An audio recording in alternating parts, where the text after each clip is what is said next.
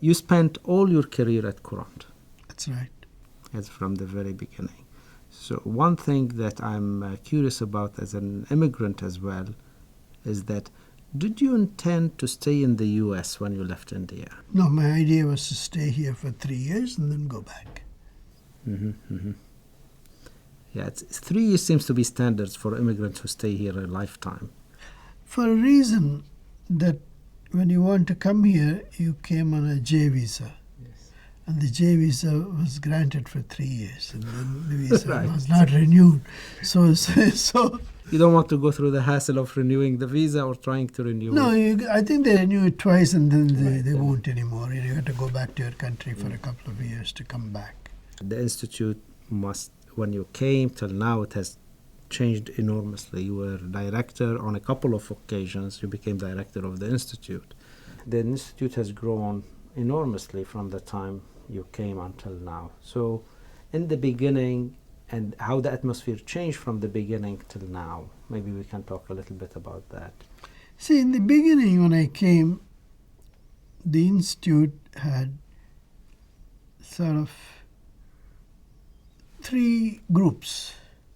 Mm-hmm. There was the Heights group, run by Joe Keller. Right. There was the Washington Square undergraduate group, run by Morris Klein. Right. And then the Courant Institute graduate group, run by Stoker at that time. Mm-hmm. Okay. So the faculty were different. They were entirely different faculty. They were appointed to one or the other. And that created some friction, because people felt that they should be the institute faculty. If you're in the institute faculty, you only teach graduate school, you don't teach undergraduates.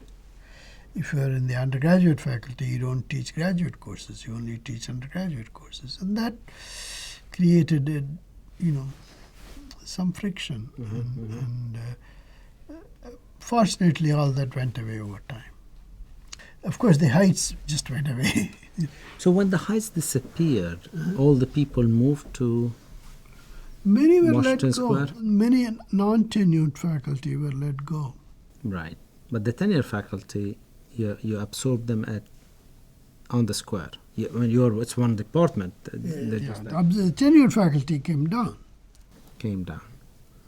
And so what did that do for your space? Was it tight?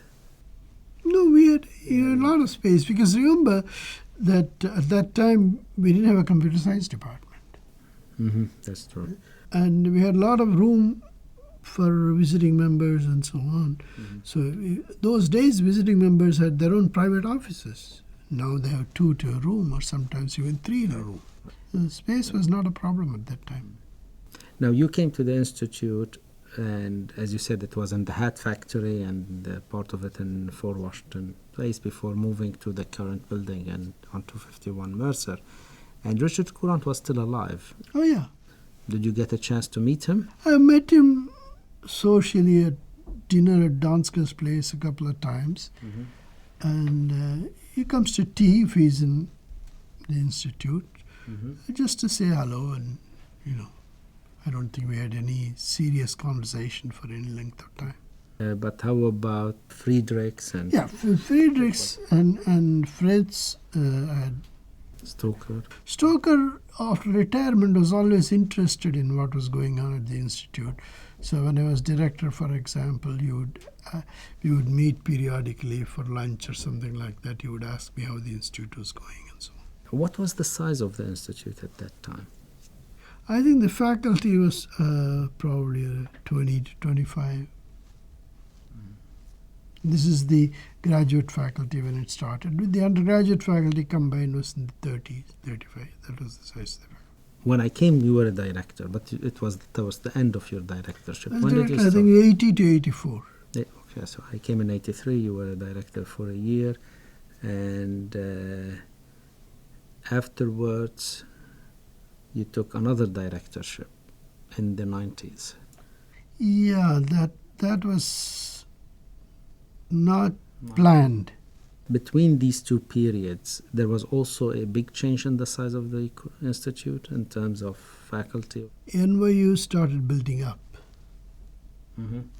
They wanted to strengthen their science departments, and they went through a program of expansion.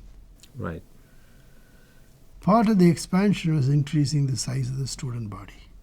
When you want to increase the size of the student body, instead of 2 or 3 sections of calculus, now you are giving 20 sections of calculus. Right? Mm-hmm. You have to have faculty. So you need more faculty. Right.